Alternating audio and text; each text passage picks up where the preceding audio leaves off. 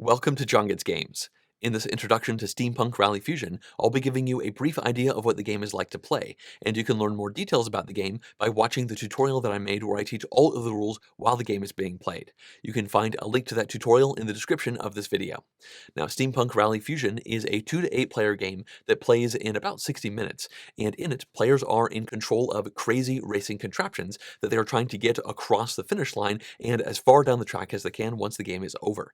Now, each player is in control of a famous scientist, and as they play through the game, in each round they are going to be drafting new parts for their machine.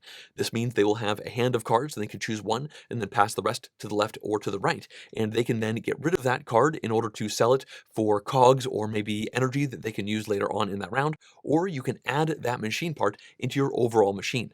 Now, at any time, you can completely disassemble your machine and put it back together again, as long as the new orientation is a valid construction. It's possible that some pieces in your redesign might not actually make it, and you'll have to discard them to the side of the track. Now, each of these machine parts will add new things that you can do when you are actually racing, and the way the racing works is you are going to roll dice.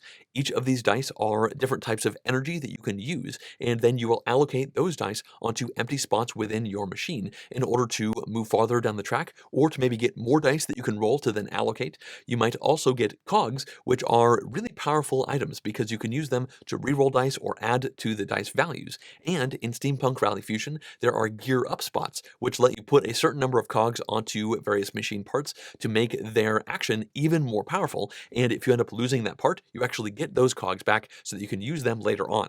Now, as you put these energy dice down onto your machine, they are going to stay there and clog your machine up.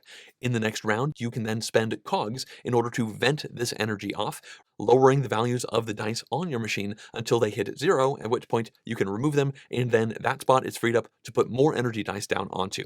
Now, as you race along these tracks, you will be taking damage, and the best way to repair your damage is to just remove pieces of your machine.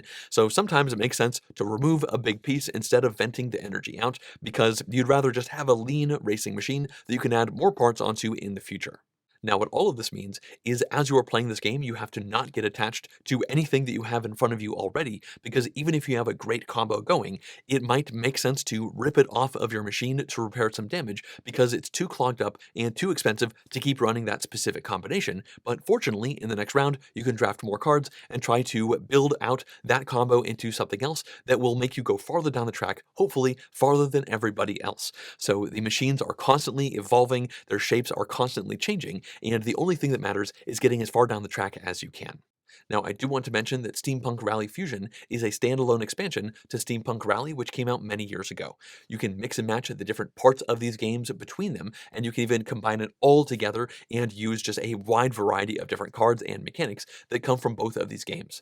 In Fusion, there are some new modules and optional ways to play. You can use an event deck if you are using the Fusion maps, which are going to make the map experiences even more different than you saw in the original game. And when playing with Steampunk Rally Fusion, you have fusion dice that you can use, and these have a much higher chance of rolling high, but you cannot vent these dice, so they're going to clog up your machine. You also have secret projects that you can work on as you're playing through the game when playing with Steampunk Rally Fusion. So as you can see, there's a lot of new ideas and mechanics that come in with this standalone expansion. And again, you just need Steampunk Rally Fusion to play. You can combine it with the other one, but you do not need that previous game. Now, as I mentioned at the beginning of this introduction, I have created a tutorial video where I teach all of these things while the game is being played, and if you are intrigued by what you've seen so far, then I do hope you would check out that video, and the link to it is in the description of this one.